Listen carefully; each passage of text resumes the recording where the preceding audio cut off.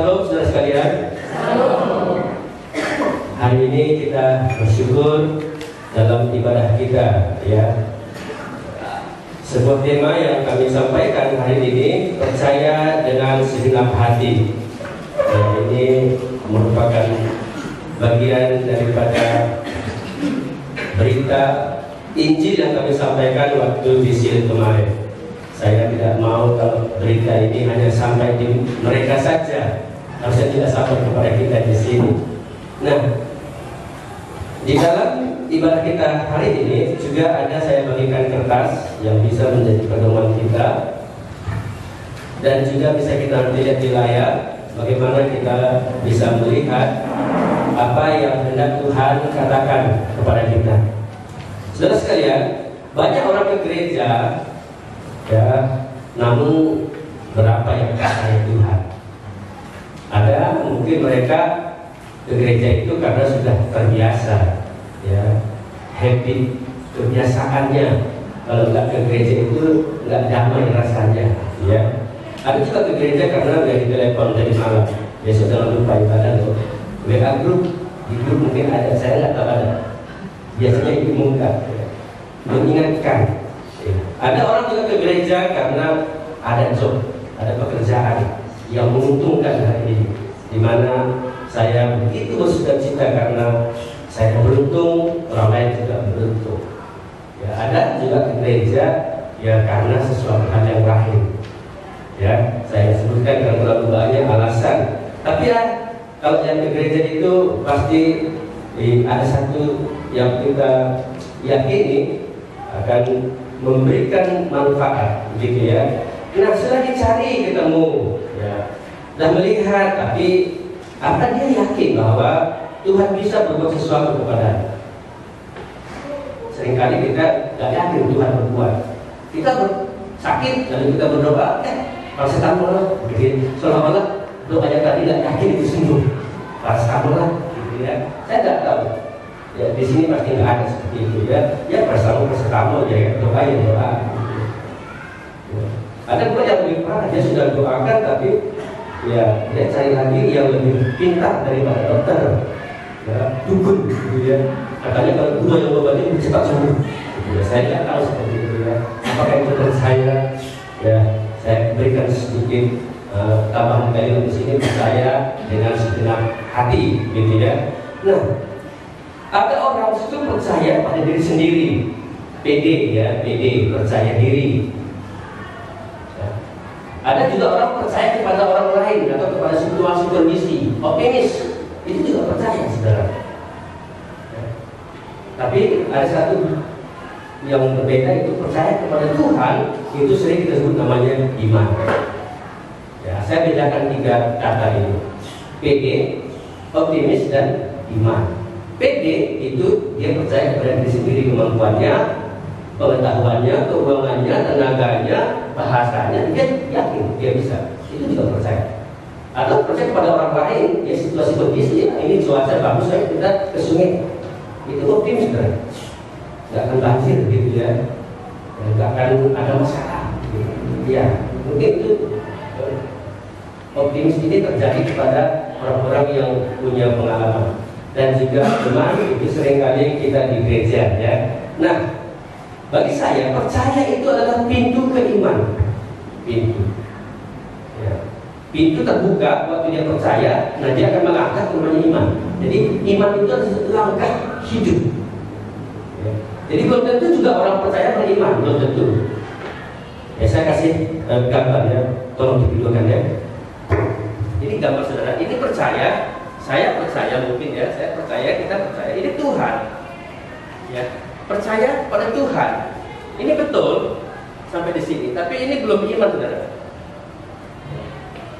Ada percaya kepada Tuhan itu hanya di mulut saja, cakap ngancam, itu men Tuhan, tapi ia tetap seperti ini posisinya.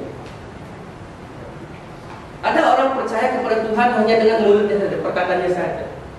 Yang kedua, ada orang percaya hanya di pikirannya saja, di pengetahuannya. Dia jago untuk berbicara tentang Tuhan. Mungkin gambar yang kedua adalah seperti ini. Dia percaya dalam pengertian dia begini. dia merasa sudah dekat dengan Tuhan. Dia merasa sudah sangat akrab dengan Tuhan. Tapi ini belum iman, saudara. Ini belum iman. Iman itu, saudara, itu percaya dengan segenap hati. Iman itu berarti dia sudah menyatu dengan Tuhan. Ketika terjadi persatuan, persekutuan, waktu dia menerima, disinilah terjadi iman. Iman itu sampai di hati, nggak hanya di mulut, nggak hanya di pikiran, sampai di hati. Bisa ya? Nanti videonya dilakukan ya. Saudara, ini percaya dengan segenap hati yang akan kita lihat bersama dalam bagian firman Tuhan ini. Mengapa ini sudah terlalu banyak orang mengaku percaya kepada Tuhan, tapi dalam fakta itu seringkali mereka bukan mengandalkan Tuhan, bukan bersama Tuhan. Ia usahakan dengan caranya sendiri. Dia berbagai cara untuk mencapai apa yang dia ingini. Ketika berhasil dia katakan ini karena Tuhan. Ketika dia gagal, dia lupa ada Tuhan yang mengizinkan kegagalan itu terjadi. Karena orang percaya itu dia mengakui Tuhan punya ketetapan. Orang percaya itu dia percaya Tuhan itu punya kehendak, keinginan. Orang percaya itu dia punya Tuhan itu mengizinkan segala sesuatu.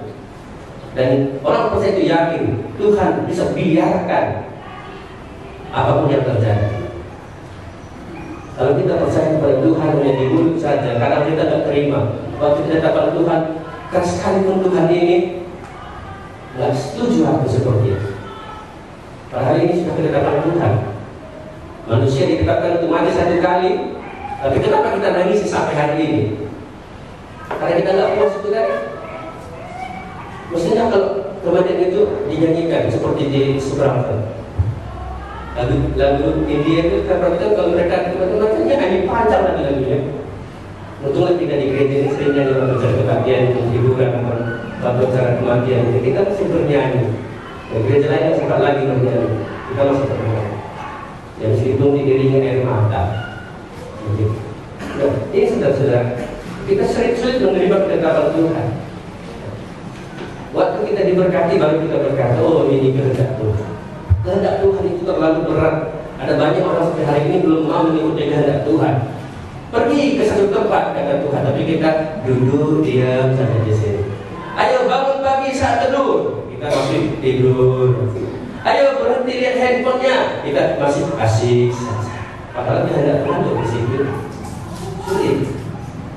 Ya. Lalu yang ketiga kita tahu Tuhan izinkan. Kita minta yang baik, kita minta A, tapi Tuhan berikan B yang tidak baik, kita langsung marah. Padahal Tuhan izinkan itu supaya kita lebih murni, lebih suci, supaya kita lebih sungguh-sungguh. Kalau gampang pun kita dapatkan uang, kan tak perlu kita kerja keras hari ini.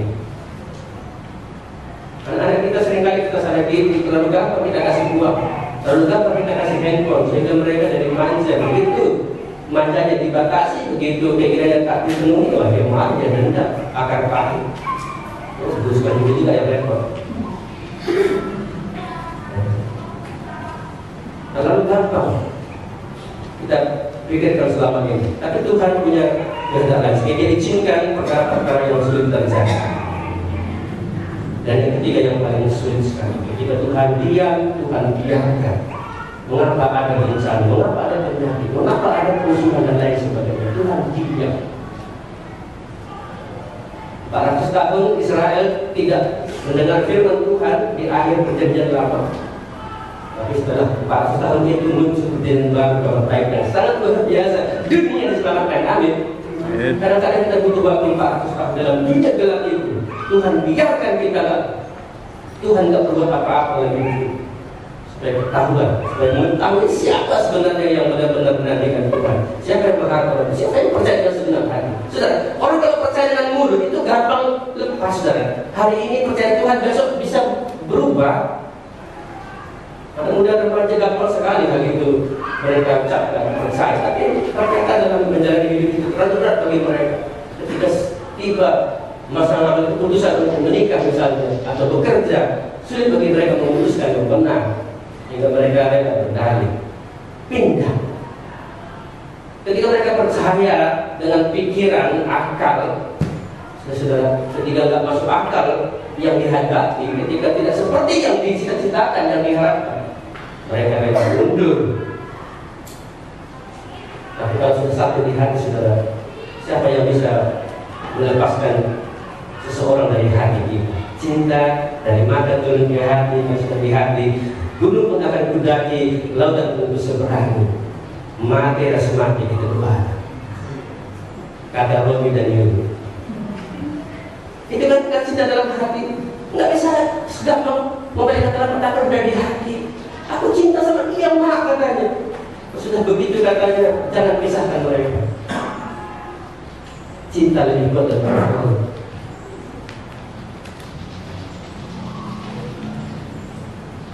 Air yang banyak tak bisa menghanyutkan cinta. Karena itu kita perlu percaya dengan segala hati. Kalau percaya dengan segala hati itu, biarkan nanti situasi apapun yang terjadi, dia akan tetap percaya. Kalau dia hanya percaya di mulut, kasih nasi kayak aja udah langsung kapal. Disuruh memilih, mau pilih nasi goreng yang ada dagingnya ini atau nggak ibadah. Saudara pasti pilih yang nasi ini. Ibadah bisa besok, coba. Doa dulu, doa sebentar lagi aja. Karena namanya nasi goreng pakai anak karet ya. Ini kesempatan ini. Undangan-undangan seringkali kita prioritaskan dibandingkan ibadah. Ini terakhir loh. Ini sekali ini aja. Karena dia pikir ibadah ada tiap minggu itu. Kasihan juga dengan korban. Gampang itu. Saudara-saudara, hati-hati kita dengan kepercayaan seperti itu. Nah, menurut Kamus Besar Bahasa Indonesia, percaya itu dia mengakui dan yakin bahwa sesuatu itu benar dan nyata. Ya. Percaya itu dia mengakui, ya, dan yakin ini bahwa sesuatu itu benar dan nyata. Mari kita lihat firman Tuhan. Karena seringkali kita hanya ilusi, hanya mimpi, hanya bayang-bayang, bukan sebuah kenyataan. Amsal pasal 3 ayat 5. Sambil melihat ke depan, sambil kita mendengar, sambil kita membaca di kertasnya, agak berat melakukan saya Bapak. Harus semuanya aktif. Ya. Mari kita baca bersama-sama ayat ini. Karena tidak begitu banyak ayatnya. Amsal 3 ayat 5 sampai 8 bersama-sama. 1, 2, 3. Percayalah kepada Tuhan dengan segenap hatimu dan janganlah bersandar kepada pengertianmu sendiri. Akuilah Dia dalam segala lakumu, maka Ia akan meluruskan jalanmu. Janganlah engkau menganggap dirimu sendiri bijak. Takutlah akan Tuhan dan jauhilah kejahatan.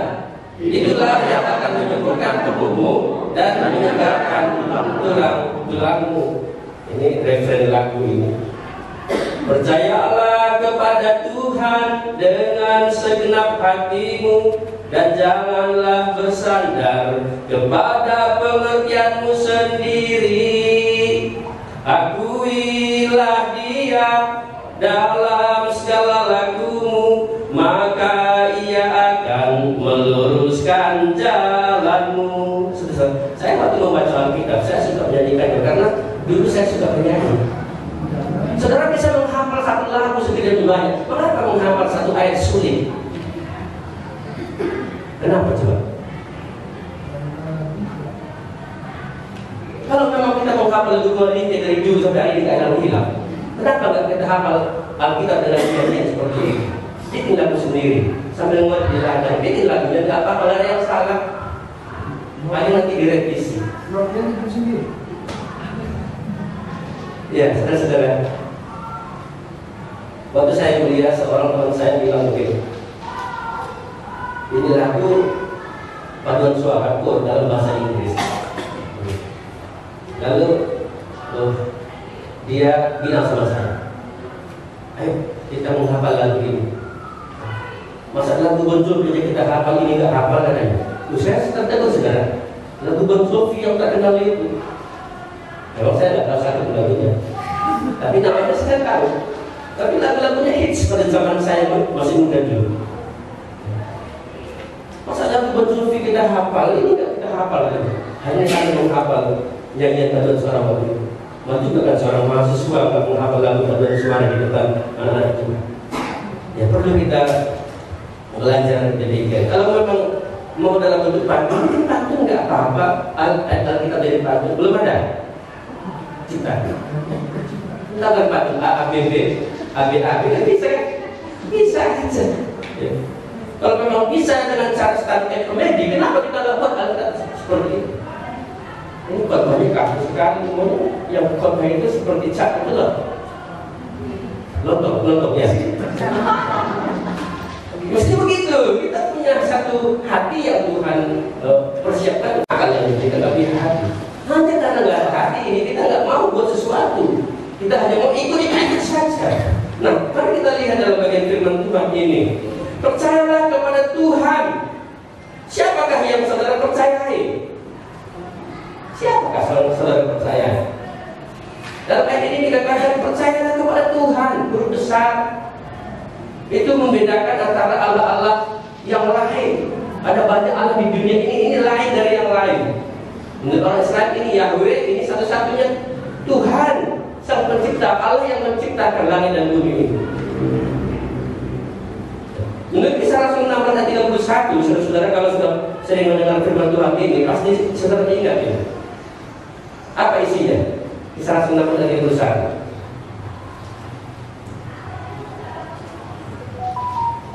Apa isinya? Wah, munculkan saja Bang. Ini ketika Paulus di penjara, kepala penjara bertanya, apa yang harus kami perbuat? Lalu Paulus berkata, apa katanya? Jawab mereka. Kita baca sama-sama 1, 2, 3 ya. Jawab mereka, percayalah kepada Tuhan Yesus Kristus dan engkau akan selamat, engkau dan seisi rumahmu. Jelas kepada siapa kita percaya. Orang Israel jelas kepada siapa mereka percaya. Saudara jelas hari ini kepada siapa saudara percaya. Yang kita bicarakan percayanya di dalam hati. Ini yang percaya yang akan menjadi iman. Percayalah kepada Tuhan. Sudah ada gambar di sana. Ini kita baru merayakannya. Ini gambar siapa ini? Ya, bagi Yesus yang baru lahir, yang disambut dirayakan oleh para gembala-gembala gereja-gereja mengakui ini. Artinya gereja-gereja percaya itu Yesus Kristus Tuhan yang Guru besar dalam penyelamat itu diwujudkan karena kan Allah tidak punya wujud, diwujudkan melalui seorang bayi kecil, beri dia nama Yesus. Allah menjadi manusia, Allah roh tak kelihatan tak berwujud, manusia kelihatan berwujud, itulah Tuhan Yesus Kristus. Dialah Allah Yahweh. Kepada dialah kita percaya. Saudara, kalau melihat Yesus, apa yang dikatakan Tuhan Yesus selama di bumi ini? Yesus mengusir setan. Saudara percaya Yesus bisa mengusir setan? Saudara percaya? Yesus buktikan pertama sekali sebelum dia melakukan pelayanannya itu, dia buktikan ketika pencobaan di padang gurun. Sebelum Yesus melakukan pelayanannya, dia sudah membuktikan bahwa dia lebih besar daripada setan yang mengusir setan itu. Sekaligus sudah punya berbagai cara untuk menjatuhkan Yesus, tapi Yesus bisa mengusir setan. Dalam pengalaman sehari-hari ada banyak yang dialami Tuhan Yesus. Bagaimana dia melakukan pelayanan itu? Di gambar ini sepertinya kita tahu ketika Yesus mengusir setan dari orang Gerasa, ya. Itu cerita sangat dahsyat sekali. Yesus hanya dengan perkata saja, dia pergi. Nggak perlu pakai ceramah, nggak usah pakai kata-kata, jangan ambil kitab. Karena Yesus nggak usah segera. Kalau kita percaya Tuhan Yesus melakukan itu, kalau ada Yesus bersama kita, Yesus melakukan itu bersama dengan kita. Karena kita beriman, kita melakukannya bersama Yesus. Percaya saudara? Yesus berjalan di akhir. Belum pernah ada orang, ada kecuali di film ya, yaitu sandiwara. Saya juga pernah coba, nggak pernah terjadi. Karena saya kan lahir di tempat yang hidup dekat dengan air, gitu, dengan sungai. Jadi saya sekali coba itu, selalu tenggelam. Akhirnya saya pakai tubuh pisang supaya nggak tenggelam. Yesus berdalam air. Artinya ada satu kekuatan, ada satu wibawa Tuhan Yesus terhadap alam ini. Dia berkuasa atasnya. Saya nggak berkuasa. Kalau kita bersama Tuhan Yesus, sana sebagian besar Tuhan izinkan kita berkuasa atas alam ini. Saudara bisa meredakan angin ribut, bisa. Sekalipun nggak bisa berjalan di air, tapi saudara bisa menghentikan supaya air nggak masuk ke saudara. Doakan saja supaya ada terjadi hujan, bisa terjadi, bisa. Kalau hujan terjadi ya tidak apa-apa. Alam ini Tuhan ciptakan kan untuk manusia sebenarnya. Tapi karena manusia dalam dosa, manusia tidak bisa menguasainya lagi. Makanya perlu Allah datang ke dunia supaya manusia melihat ini loh Allah yang berkuasa itu, yang memberikan contoh, yang memberikan kekuatan juga kepada kita waktu kita percaya berdalam air, supaya kita juga tidak takut kali dengan alam ini. Dia kok takut, ada betul wah. Kita ambil barang lebar ke ada jangan masuk rumah. Saya nggak tahu garam itu fungsinya apa sih? Menurut ilmu kimia fungsi garam bisa menghentikan petir. Pengambil deh, ambil parang lagi di kaca. Parang lagi diambil. Ada Tuhan Yesus yang berkuasa. Yesus memberi makan 5.000 orang. Satu pengalaman yang menarik. Perkara makan seringkali jadi masalah, tapi Yesus anggap ini bukan masalah besar, ini masalah kecil. 5.000 itu sekali makan bisa. Kita memang cuma punya uang 5.000. Nggak cukup Tuhan, kita bilang ya. Tapi Tuhan bisa ya melakukan itu. Bukankah makanan paling dikhawatirkan di zaman Tuhan Yesus? Jangan kamu khawatir akan apa yang kamu makan, minum, pakai. Mungkin di zaman ini perkara makan kita tidak masalah karena sudah ada program pemerintah dijamin. Tapi kita seringkali khawatir tentang pakaian. Karena kebajuan fashion zaman sekarang ini kalau nggak punya itu banyak rasa sedih kan. Baju juga nggak ada sedih. Ya sekarang zaman perbakaran nggak ada baju. Mereka enjoy saja. Di Papua dulu itu pakai kontek enjoy saja. Kita ada yang agak heboh di sini. Kok nggak dapat baju baru sekolah seperti ini neraka gitu kan? Nggak berani keluar rumah loh, di kamar, mas keluar, nggak ada baju baru tuh. Orang baju barunya banyak tuh di lemari. Termasuk baju pengantin yang nggak dipakai, baju baru. Sudah, Tuhan Yesus sanggup memberikan makanan. Tapi kita percaya nggak Tuhan bisa menyediakan? Ya kalau PNS mungkin kita berkata, oh bagus lah. Tapi ini kan 12. Belum saya. Kalau yang PNS saja kuat, apalagi yang PNS ya, makin panas lah. Tapi Tuhan bisa nggak lakukan ini? Kalau ada yang kekurangan hari ini, laporkan sama Tuhan. Ini kan Tuhan buat waktu itu. Masa saya nggak cukup Tuhan? Lapor aja. Makanya dari apa yang kita dengar dari Tuhan itu janji Tuhan kita tanyakan. Tuhan menurut janjimu kamu bisa berjalan akhir, bisa mengusir setan, ya? Kenapa aku kok takut malam-malam? Kenapa aku nggak bisa menghadapi alam semesta ini? Tapi tanya aku gunung sudah meletus. Wah kita takut lah. Mungkin kita jawab ya. Juga. Maksud saya kita harus logika gitu. Apa Tuhan yang bisa perkara ini? Kalau yang sudah ada bulannya gampang yang Senin Kemis ini agak susah. Makanya Tuhan berikan ini, ada 2 kali peristiwa di Alkitab dicatat Yesus beri makan ini. Artinya bahwa ya kita makan 3 kali sehari. 2 kali Tuhan sediakan, 1 kali saya lah. Kan itu maksudnya. Jawab Tuhan, aku berdoa ini, jangan makan ya. Aku berdoa saja. Loh, bukan begitu maksudnya. Ada 2 kali itu Tuhan kasih peristiwa memberi makan itu. Kita makan sehari berapa kali sih? 3 kali sehat ya, ada yang 5 kali, 6 kali. Ada yang sekali cuma ya, akhirnya nggak sehat. Nah, oke, 2 kali Tuhan siapkan, 1 kali kita cari kenapa Tuhan? Nanti terlalu banyak kali anak kita kasih terus support kalau jadi ini HP, ini uang, apa kalau mau beli saja. Jadi mereka jadi besar, mereka bukan dewasa, ya besar kepala.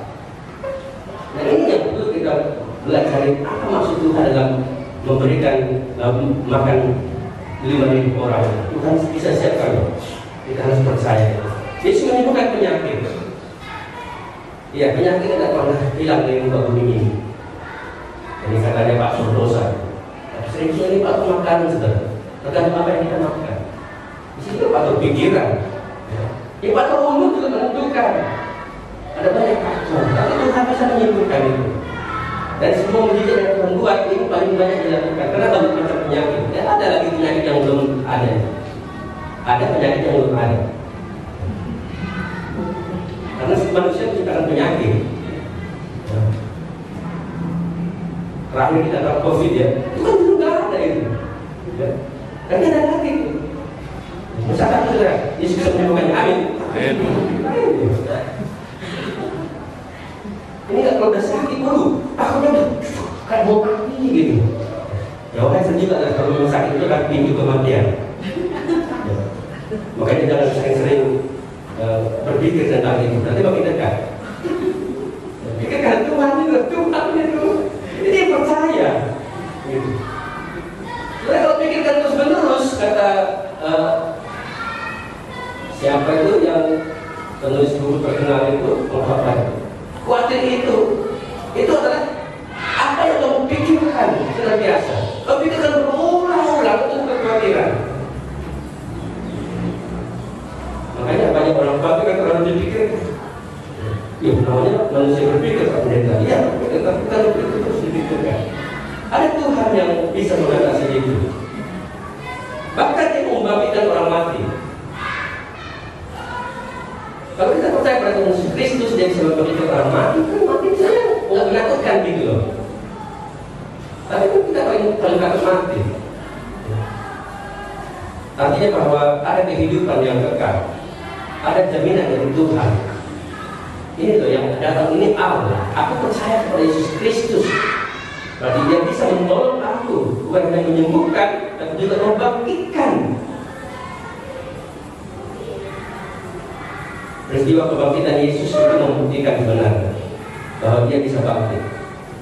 Apabila kebangkitan dan hidup, kalau siapa percaya kepada dia akan hidup walaupun dia sudah mati. Tapi kita seringkali melupakan hal ini. Kita nggak berani jamin Tuhan pasti bisa membangkitkan. Tapi firman Tuhan itu mestinya ada yang berbicara dalam hati kita. Kalau belum sampai di hati firman Tuhan itu, kalau belum ada Tuhan di dalam hati kita, pasti ragu semua dengan Yesus Kristus. Sekalipun dalam nyanyian kita, sekalipun dalam ibadah kita, kata-kata Yesus itu sering kita ucapkan, tapi di hati kita seringkali kita galau, seringkali kacau. Sudah kita percaya bahwa Yesus bisa melakukan hal itu. Berikutnya ketika di Taman Getsemani, ini peristiwa yang jarang dibicarakan. Saudara, peristiwa Getsemani adalah peristiwa pergumulan besar. Saya tidak tahu apa pergumulan besar saudara ini. Apakah tentang teman hidup, apakah tentang keuangan, kesehatan, atau mungkin masalah pendidikan. Saudara-saudara, pergumulan Yesus adalah ketika dia harus menghadapi murka Allah. Pergumulannya adalah menghadapi dosa. Bukan dosanya, tapi dosa manusia. Sekiranya bisa ya bahkan sampai berlalu daripada pergumulan yang berat ini mencucurkan darah. Manusia berani berkata, tapi kesukaran kamu penderitaan belum mencucurkan darah. Seringkali kita tidak yakin Tuhan bisa menolong kita dalam setiap pergumulan kita. Bahkan terakhir ketika dia mati di kayu salib, ini peristiwa yang tak disangka banyak orang, Yesus bisa lalui. Disinilah penyelesaian dosa manusia. Semangat kita yakin Yesus ini mati untuk kita. Kita sering katakan Yesus mati untuk dosa, tapi Yesus belum betul di hati kita. Yesus mati untuk saya.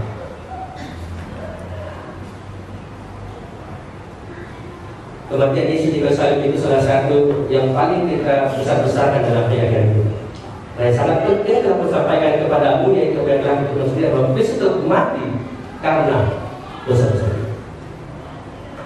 Kalau kita merayakan Natal, Yesus lahir itu masih kecil itu belum seberapa. Maka proses keselamatan bagi kita ketika kita dikeluarkan dari dosa ini melalui kehidupan ini yang kita percayai. Jadi untuk dosa-dosaku itu bukan aku yang selesaikan, tapi Tuhan Yesus Kristus. Sampai di mana kita mengimani ini? Sampai di mana kita mempercayai ini? Tapi mengapa kita selalu bergumul dengan dosa kita? Kenapa kita terus berbuat dosa? Karena kita sebenarnya tidak meyakini ini sudah diselesaikan Tuhan Yesus. Sudah selesai. Tinggal kepercayaan seperti ini yang perlu kita pupuk hari ini sampai di hati. Bukan di mulut, bukan di pikiran saja, tapi di hati. Ketika Yesus bangkit, kita percaya ada sebuah kehidupan baru. Untuk menuju yang baru ini harus dirombak yang lama. Proses inilah kematian dan kebangkitan Yesus, supaya kita bisa memiliki nilai, memiliki hak untuk masuk dalam kerajaan surga itu harus diganti yang lama ini. Karena yang lama ini penuh dengan dosa, yang baru ini penuh dengan kemuliaan. Surga itu bukan tempat dosa, surga itu tempat kemuliaan. Maka Yesus harus buktikan, tunjukkan wujud nyata ini, supaya kita hari ini percaya kepadanya, kepada Yesus Kristus. Percaya kepada Tuhan Yesus Kristus, dan engkau akan selamat, engkau dan seisi rumahmu. Bahkan Yesus dari surga yang memberikan jalan. Tahu kita jalannya surga itu di mana? Anak-anak sering bilang, jalan ke surga itu saya tahu itu jalan Yohanes 4:1. Di sini Yesus katakan, aku jalan yang benar dan hidup. Nah, sudah percaya pada Yesus Kristus. Ini semua yang dikerjakan Yesus itu dicatat dalam Alkitab supaya kita betul-betul percaya dalam hati, percaya dengan segenap hati. Kalau sudah di dalam hati itu nggak bisa digeser-geser lagi. Makanya kalau orang yang lekat hatinya dengan harta, sulit sekali melepaskan orang itu dari hartanya. Lebih mudah seekor unta masuk ke penjara, karena hatinya di dalam harta. Harus cuma itu. Mungkin pada orang sulit apalagi sebelum jual ya. Karena Yesus sudah akan kalimat lebih mudahnya onta itu masuk ke penjara. Karena apa ada di hatinya? Kalau orang sudah jatuh cinta, apa yang kita bilang itu nggak mudah untuk menggeser cintanya itu. Tapi hari ini siapa yang ada di hati kita? Kalau betul-betul kita percaya dalam hati, dengan segala hati, Tuhan suci dalam hati kita nggak akan bergeser dari itu. Maka kita katakan ini imanku. Apa yang aku lakukan, apa yang aku rencanakan, apa yang aku pikirkan, apa yang aku katakan, itu sama seperti Tuhan. Itulah iman.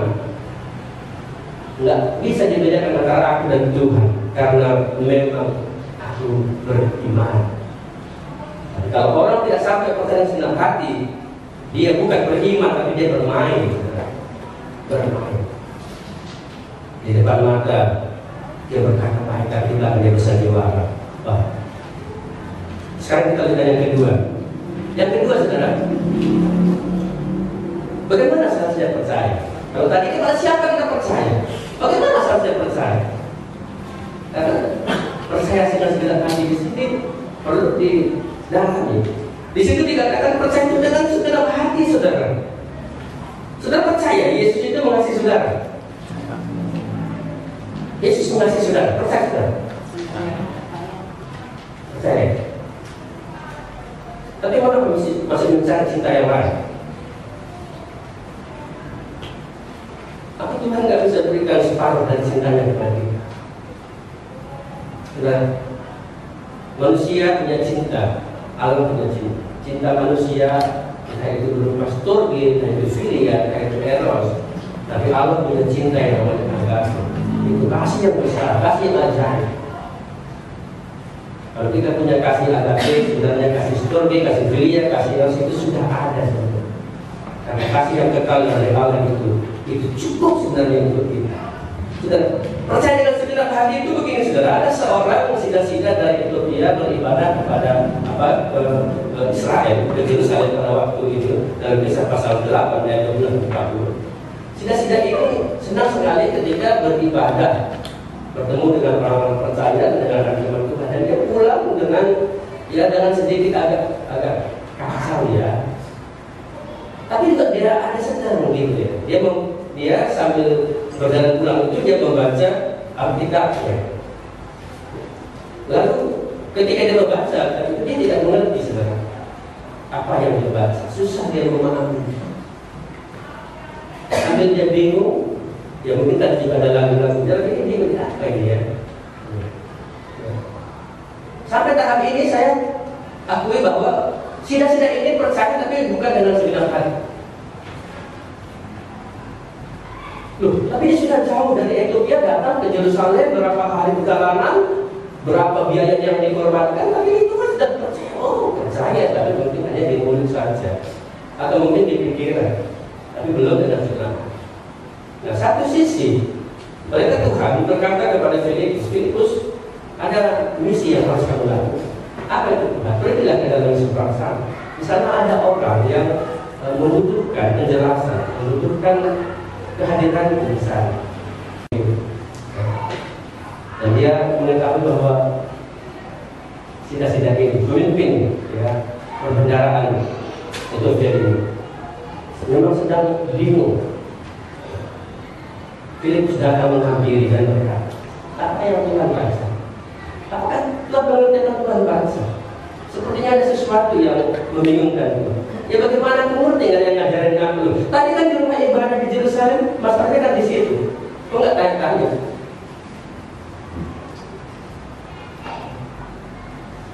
Pada saat itulah saya meyakini sida-sida itu belum percaya dengan Tuhan. Mengapa? Karena dia tidak mengerti apa yang dia baca. Hari ini banyak orang mengaku percaya tapi dia tidak mengerti apa yang dia baca, apa yang dia percayai, apa yang didengarnya itu sulit dia mengerti. Wah, bahasa perbedaannya berat Pak. Itu murid SD, murid TK itu susah untuk diajari. Tapi mereka bisa, kenapa ya? Kita ulangan di sana. Oh, sampaikan kepada anak-anakmu waktu dia duduk, waktu dia berjalan, waktu dia lagi makan. Itu ajarkan. Jangan berhenti. Bila perlu satu ayat Alkitab satu hari itu kita baca berulang-ulang. Besok pun kalau kita tidak ngerti baca lagi. Besok pun kita baca lagi. Hari Minggu tanyakan lagi kalau tidak jelas. Tuhan bisa buat kita mengerti. Hari ini sulit orang mengerti firman Tuhan. Tapi kalau begitu lihat video, saudara langsung ngerti pesannya. Ya. Begitu cak nonton bicara langsung kita paham. Padahal mereka pun tidak paham, kita yang paham. Tapi orang paham masalah mereka, sehingga mereka tidak. Tapi kita kok bisa ngerti gitu. Karena memang mereka sengaja, namanya juga bisnisnya. Mereka sudah berlatih juga dulu. Nah, tapi kalau teman-teman kenapa sulit tidak paham?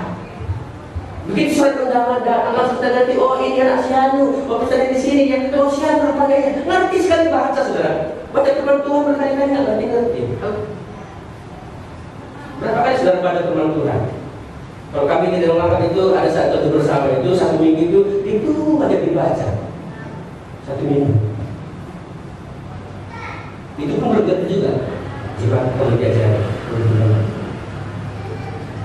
Karena firman Tuhan itu paling mudah loh. Itu bahasa kasih di sana. Itu bahasa yang paling indah di sana. Kalau menurut babnya itu bahasa Indonesia sangat baku, enak dibaca. Lagu-lagunya banyak dalam lagu. Tapi kenapa kita sulit mengerti? Sida-sida ini tidak mengerti apa yang dia baca. Bagaimana aku mengerti? Tidak ada yang ngajarin aku. Filipus menjelaskan teks itu. Dia menjelaskan tentang Yesus Kristus. Akhirnya dia percaya. Begitu dia percaya, dia ada dorongan dari hati tanpa disuruh. Ya. Oh kalau begitu kamu dibaptis gitu enggak? Dia sendiri yang berkata dari hatinya. Boleh kamu dibaptis di sana ada air. Itu dorongan hati. Baru di situ sampai di hatinya dia percaya Tuhan Yesus Kristus. Yang ayat 37 dalam Bisa itu dicatat. Jika Tuhan percaya dengan segenap hati, boleh. Lalu dia berkata apa? Aku percaya dengan segenap hati. Oh, Yesus dalam hati. Kalau percaya sampai di dalam hati ini, pasti ada satu dorongan yang besar, ada kekuatan besar. Kalau cinta itu sudah di dalam hati dikatakan, ada kekuatan besar. Perasaannya begitu menggebu-gebu, keinginannya membara, semangatnya tinggi, hatinya penuh sukacita. Itu cinta dalam hati, itu percaya dalam segala hati. Kalau dia percaya nggak ada perubahan dalam hidupnya, nggak ada kekuatan baru, nggak ada kasihnya, nggak ada semangatnya, nggak ada dorongan dari hatinya untuk melakukan pekerjaan lain. Itu belum percaya dengan segala hati. Kalau kita percaya kepada Tuhan hari ini, tapi kita tidak berbuat apa-apa, tidak ada perubahan apa-apa, pikirannya masih kacau, pikirannya masih dulu saja, perasaannya baper sekali.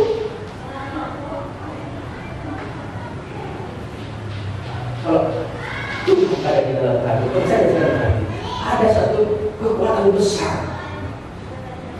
Kalau cinta seperti makanan di dalam hati itu begitu kuat, nggak ada yang bisa menghalangi, nggak ada yang bisa membatasi. Ingat orang-orang yang percaya dengan segala mati dalam Alkitab, dalam sejarah itu, ada banyak yang mereka lakukan. Mungkin secara fisik mereka nggak sadar, mereka berpikir maju. Pikiran mereka bahagia sehari ke sehari. Perasaan mereka. Panji Crosby seorang pencipta lagu, masa kecilnya umur 3 bulan dia cacat karena ibunya salah didik. Tertumpah air panas. Dia bisa melihat. Ibu ini yang percaya Tuhan ini, dia berdoa sama Tuhan. Cara dia akan putus asa untuk membesarkan anaknya. Dia berdoa sampai besar anaknya.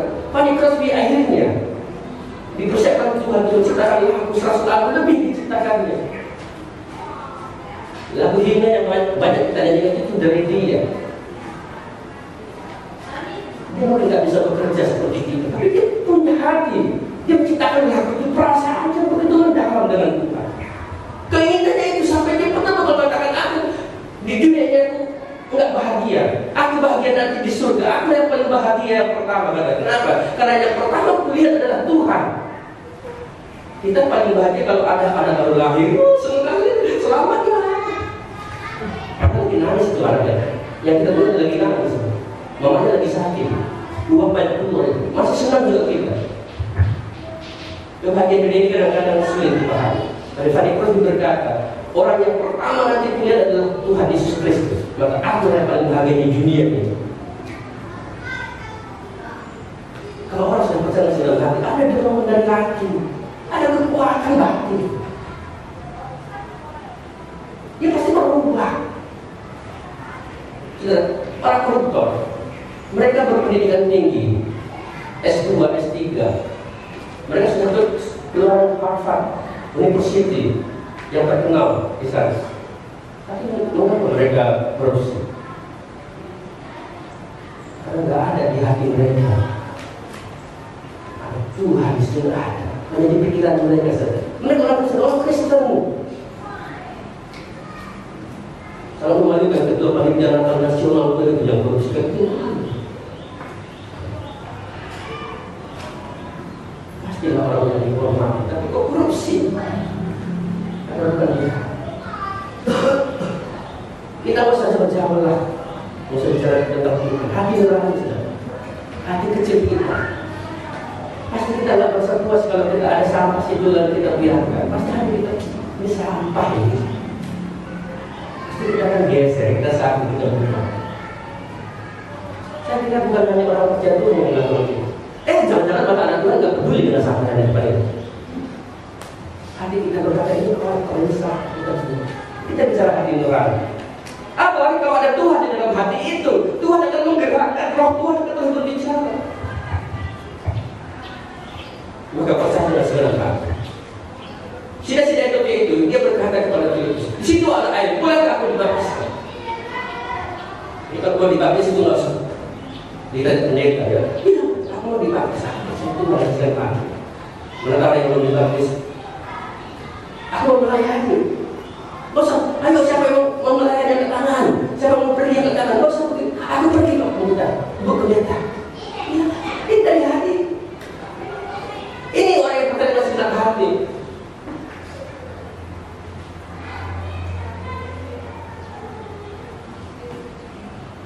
Yang berikutnya saudara, bagaimana seharusnya percaya gambar yang berikutnya ini dengan datang kepada Yesus.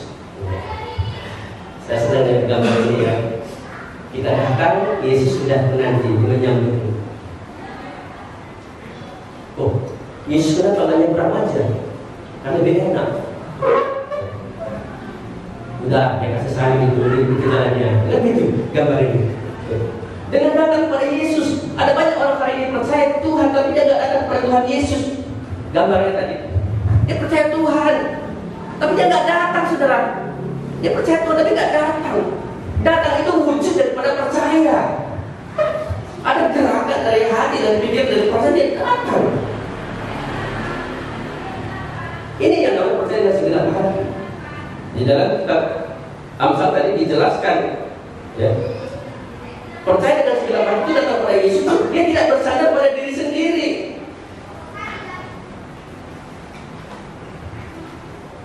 Percaya kepada Tuhan itu ya, berarti Tuhan bukan pede ya, bukan optimis, tapi iman datang kepada Tuhan Yesus. Bahasa kita sini yang menerima Yesus. Saya lebih suka istilah datang kepada Yesus. Saya percaya diberi keluar uang besok tanggal 16, saya datang ke BNI. Gak ada modal BNI datang ke saya yang tolong itu, gak ada itu. Kalau dulu bagaimana di zaman pos dulu, ya. Pos, mereka datang ke rumah kita. Sekarang tidak lagi datang ya, ada teropong pos, datang sendiri ngambil. Sekarang ada lagi yang datang. Sekarang ada lagi yang minum sudah deh. Nah, saudara, waktu kita percaya kita datang kepada Tuhan Yesus. Bukti kita percaya itu kita datang sampai kita menerima dan bersama-sama dengan Dia. Bagaimana kita percaya kepada Tuhan dengan mengakui Dia? Ya, kita mengakui Tuhan. Ayat yang ke-6, sebuah pengalaman yang indah orang yang mengakui Tuhan. Dia merasakan pengampunan besar. Pengampunan Tuhan. Dia datang sama Tuhan, lalu dia mengakui Tuhan, maka Tuhan mengampuni. Kalau kita mengaku dosa kita diampuni. Ini percaya dengan hati. Ada pengakuan dari mulut, tapi ada juga sikap datang kepada Tuhan. Jadi bukan hanya mulut, tapi juga hati, hidupnya dia berikan kepada Tuhan. Berikutnya, bagaimana kita percaya kepada Tuhan dengan tidak anggap diri bijak, menurut ayat itu tadi, ayat yang ke-7, dengan tidak menganggap diri bijak akan Tuhan menjauhi kejahatan. Kalimat-kalimat ini menggambarkan orang itu percaya kepada Tuhan. Saudara, dia raja yang kekal, dia yang maha tahu. Saya tidak tahu bagaimana kita percaya kepada Tuhan. Apakah kita datang kepada Tuhan tapi kita anggap diri kita hebat? Ini bukan tipe percaya. Kita takut akan Tuhan. Dia itu raja. Dulu seorang raja itu sangat dihormati. Untuk menghadapi harus tunduk gitu loh. Kalau meninggalkan itu nggak boleh dibelakangkan, harus mundur. Ini raja yang kekal. Tuhan pernah semena-mena kepada Tuhan. Waktu ibadah, waktu kita doa, kita anggap sepele kali. Kita sudah menghadapkan dengan waktu baca firman Tuhan, kita anggap sepele kali dengan Tuhan. Apakah itu berarti kita percaya? Kalau kita sepelekan Tuhan, sudah dengar ya ini firman Tuhan, khotbah, masih sibuk sana sini, masih buka HP. Apakah itu adalah rasa takut kepada Tuhan, rasa hormat kepada Tuhan? Kita berani terlambat ibadah. Padahal di sekolah dulu, betul gitu, nggak ada lagi yang berani di luar. Sangat disiplin kalau jangan terjadi. Guru juga demikian, nggak berani absen kalau urusan. Tapi karena Tuhan di gereja, coba lihat absen mereka di gereja. Ada absen? Ada? Nggak ada. Yang sipil di gereja. Bagaimana absen? Kita takut akan Tuhan, hormat Tuhan. Berani kita Sebenarnya pada Tuhan. Dia itu raja dan segala raja. Dia tahu semua apa yang kita lakukan. Itulah kita artinya percaya kepada Tuhan dengan segenap hati. Jangan-jangan kita lebih tinggi daripada Tuhan. Kita anggap kita bijak. Kita anggap Tuhan itu seperti orang-orang luar. Tapi tidak demikian dengan percaya pada Tuhan dalam ayat ini. Menjauhi kejahatan. Saya tidak tahu bagaimana kita sudah menjauh dari kejahatan ini. Ya, saya tidak perlu berpanjang, tapi saudara dalam kelompok-kelompok ini dibahas. Saudara sudah menjauhi kejahatan ini. Kejahatan dalam rumah tangga, kejahatan dalam hati, kejahatan dalam masyarakat, dalam berbisnis. Sudah sejauh mana kita menjauhi? Apakah kita percaya kepada Tuhan? Atau kita sama dengan mereka? Bagaimana kita percaya dan menjauhi kejahatan? Makanya kita mengakui dosa karena ini sumber kejahatan. Tuhan mengajari kita. Itu kalau sudah ada Tuhan di dalam hati, dia akan ajari kita bagaimana menjauhi kejahatan itu. Mengasihi istri itu kepada suami. Ini yang umum. Yang jadi masalah saya kira masalah keuangan. Kita masalah uang sulit untuk jujur, meskipun sering rupiah. Padahal kalau kita percaya dalam hati, kita tahu Tuhan tahu apa yang ada di hati kita dan pikiran kita, apa yang kita lakukan dan kita rencanakan, Tuhan tahu semua. Tapi kita masih berani membuat kejahatan. Jadi saudara, hari ini Tuhan ingatkan kita, ini ada Tuhan loh, Raja yang berkala, Tuhan Yesus Kristus. Kalau kita percaya kepada Dia dengan segenap hati, kita menjauhi kejahatan. Oke, yang terakhir, yang ketiga, apa saja yang Tuhan berbuat buat kita percaya? Dari ayat-ayat tersebut kita bisa tahu. Kisah 16:31, Ia akan menyelamatkan. Dalam Amsal 3 ayat 6b, Ia akan meluruskan jalanmu.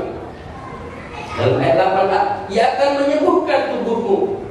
Dalam ayat 8b, Ia akan menyegarkan tulang-tulangmu. Wah, ini penting sekali saudara. Tuhan memberkati dan menjaga kita semua. Ayah-ayah tahu menjaga melindungi anak-anaknya. Masa Bapak di surga, Tuhan Yesus Kristus tidak tahu bagaimana memberkati kita, menjaga kita? Ada janji-janjinya ini. Ia akan menyelamatkanmu. Ia akan meluruskan jalanmu. Ia akan menyembuhkan tubuhmu. Ia akan menyegarkan tulang-tulangmu. Hanya perlu kita percaya dengan segenap hati.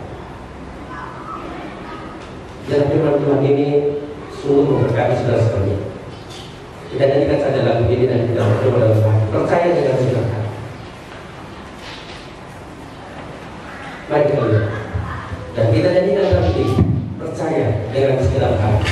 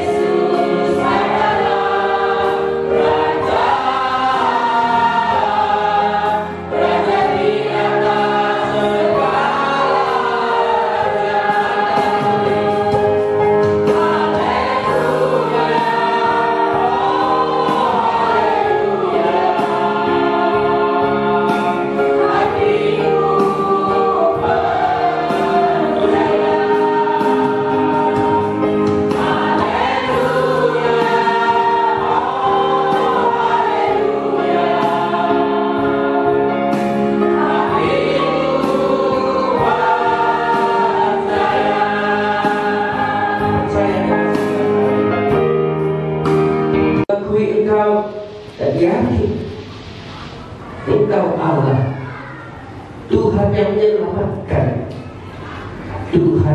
yang meluruskan jalan-jalan kami, yang menyembuhkan tubuh kami, menyegarkan tulang-tulang kami. Jika ada di antara kami hari ini yang belum percaya dengan segenap hati, Tuhan Roh yang Kuduslah yang meyakinkan, supaya kami benar-benar mengakui Engkau Allah ada, Engkau yang menyelamatkan kami, karena Engkau Allah, Raja dari segala raja, Juru Selamat yang datang ke dunia ini untuk memberikan kehidupan yang baru kepada kami. Terima kasih Tuhan. Bersyukur untuk berkat firman Tuhan hari ini. Kami sungguh bersuka cita karena Tuhan punya rencana atas kami, supaya kami diberkati, supaya kami menjadi berkat. Terima kasih Tuhan untuk ibadah hari ini, yang karena Tuhan kami datang, yang karena Tuhan kami bertahan, dan karena Tuhan kami bersuka cita, dan karena Tuhan pula kami meninggalkan kembali. Jemaat Tuhan, pulanglah dalam damai sejahtera dan terimalah berkat Tuhan. Tuhan memberkati engkau dan melindungi engkau. Tuhan menyinari engkau dengan wajahnya dan memberi engkau kasih karunia. Tuhan menghadapkan wajahnya kepadamu dan memberi engkau damai sejahtera hari ini sampai selama-lamanya. Amin.